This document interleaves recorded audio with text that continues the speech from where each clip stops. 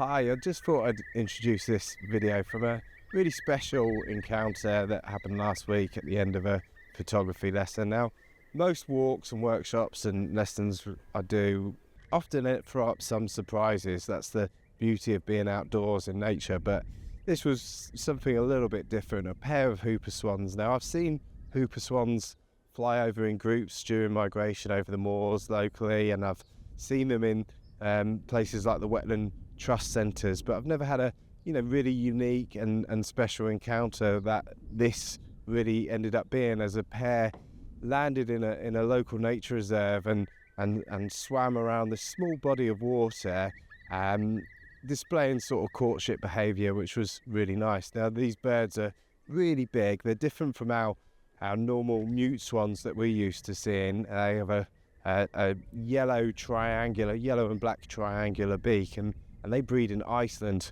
Well, most of them will breed in Iceland anyway, the ones that migrate here.